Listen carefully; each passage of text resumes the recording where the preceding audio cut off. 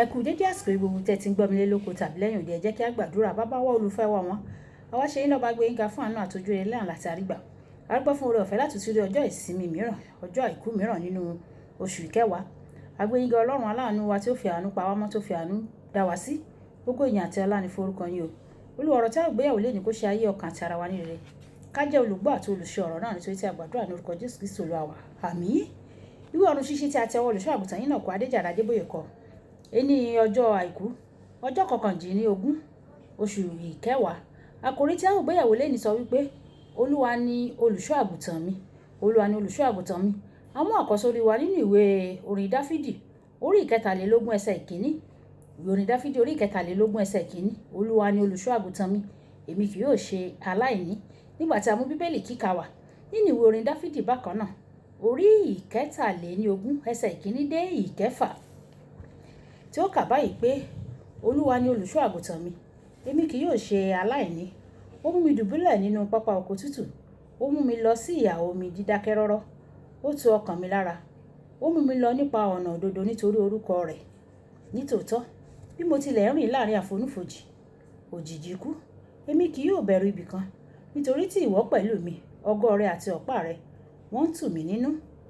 ìwọ tẹ́ tábìlì oúnjẹ sílẹ̀ níwájú mi ní ojú ọ̀tá mi. ìwọ dà òróró sí mi ní orí, ago mi sì kún àkúnwọ́ sílẹ̀. nítòótọ́ ire àti àánú yóò máa tọ̀ mí lẹ́yìn ní ọjọ́ ayé mi gbogbo, èmi ò sì máa gbé inú ilé Olúwa láéláé. wàyí ẹ tẹ́tí bẹ̀rẹ̀ jẹ́ láti gbọ́ ohun tí olùṣọ́ àgùntàn yín náà kọ Adéjàre Adébóyè ní fún wa ní èní ọjọ́ àìkú. Dáfídì jẹ́ ọ̀dọ́mọkùnrin tó ń ṣọ́ àgùntàn ṣáájú kí Sọ́ọ̀lù tó fi àmì òróró yàn gẹ́gẹ́ bí ọba Ísírẹ́lì. kódà Sámúẹ́lì ní láti ránṣẹ́ sí i níbi tí ó ti ń tọ́jú àwọn àgùntàn bàbá rẹ̀. ìwé Sámúẹ́lì kínní orí ìkẹfà ẹsẹ̀ 11 dé 13. nítorí náà ó mọ ohun tí ó sọ nígbà tí ó sọ wípé Olúwa ni olùṣọ́ àgùntàn òun. ìdí nìyí tó fi gbà pé Olúwa ni olùṣọ́ àgùntàn òun nínú bíbélì kíkà wa ti òní. àwọn àgùntàn máa ń jẹ àǹfààní ọ̀pọ̀lọpọ̀ ìbùkún ní abẹ́ olùṣọ́ àgùntàn wọn. kì í ṣe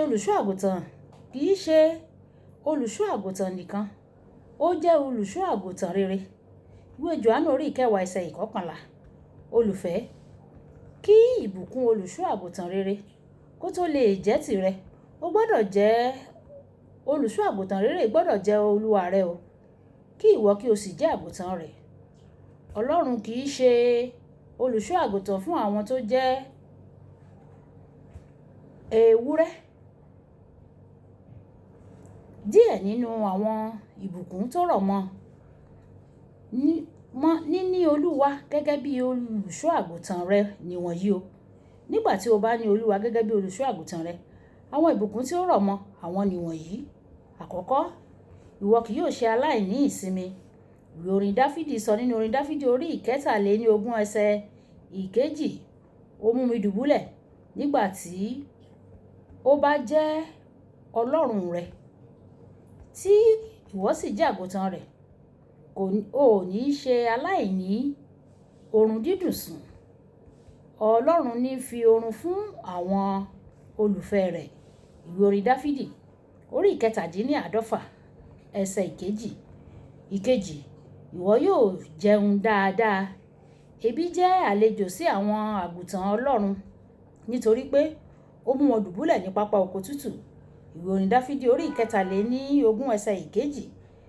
ìwé orin Dáfídì orí ìkẹtàléníọgọ́ta ẹsẹ̀ 5 sọ pé a ó tẹ́ ọkàn mi lọ́rùn bíi ọlọ́ràá oúnjẹ.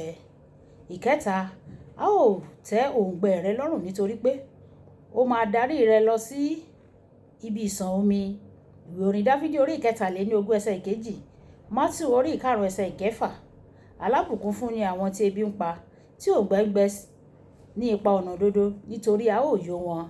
ìkẹrin, ìwọ kì yóò ṣe aláìní ìmúpadàbọ̀sípò. orin Dáfídì orí ìkẹtàléníogún ẹsẹ̀ 3.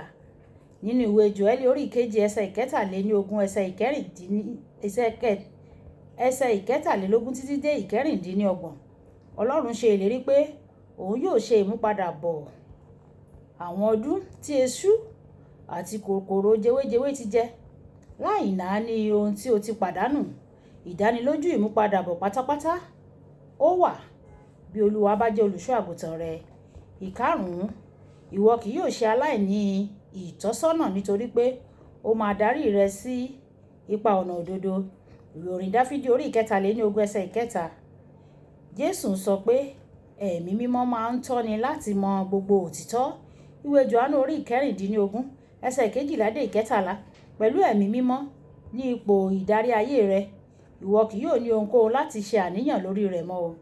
Ìkẹfà, ìwọ kì yóò ní ohunkóhun láti bẹ̀rù nítorí pé ìwọ yóò gbádùn ìwàláàyè Ọlọ́run. Bó tilẹ̀ jẹ́ pé o rìn ní àfonífojì òjìji ikú, ìwọ kì yóò bẹ̀rù ibi kan nítorí pé ó máa wà pẹ̀lú rẹ. Ìwé orin Dáfídì orí 23 ẹsẹ̀ 4. Nínú ìwé Hébérù orí 13 ẹsẹ̀ 5, ó ṣe ìlérí láti má fi ọ́ sílẹ̀ tàbí kọ̀ ọ́ sílẹ̀. Olùfẹ́, gba Olúwa gẹ́gẹ́ bí olùṣọ́ àgùntàn rẹ ní gbogbo àgbáyé rẹ. Fi ayé rẹ fún pátápátá. Wàá sì gbádùn àwọn ìbùkún wọ̀nyí àti ọ̀pọ̀lọpọ̀ mìíràn. Mo gbàdúrà pé Ọlọ́run yóò fi ara rẹ̀ hàn ọ́ pátápátá nínú ayé rẹ ní orúkọ Jésù. Ọ̀rọ̀ àgbéyẹ̀wò: ṣé Olúwa ni olùṣọ́ àgùntàn rẹ? Bí? Ǹjẹ́ Olúwa ni olùṣọ́ àgùntàn rẹ bí? Ìjà sọ pé bàbá mi, Olúwa, mo ti yọ̀ǹda ayé mi fún ọ o. Máa jẹ́ olùṣọ́ àgùntàn mi lọ síwájú àti síwájú sí o. Kí gbogbo ohun tí yóò tẹ́ mi lọ́rùn kí ó máa ti ọ̀dọ̀ rẹ wá sí inú ayé mi. Olúwa yóò sì ṣe bẹ́ẹ̀ fún wa ní orúkọ Jésù. Olúbùkọ́lá Ayako ní orúkọ mi o. Máa bá mi like, máa share, máa comment nípa ẹ̀, kí àwọn èèyàn kí wọ́n lè jẹ àǹfààní ọ̀run ṣíṣí Yorùbá. Ẹ ṣé tí ẹ̀ ń tẹ́tí sí ọ̀run ṣíṣí Yorùbá o. Ọlọ́run Olódùmarè yóò tẹ́tí sí àdúrà yín. Ó dàbọ̀.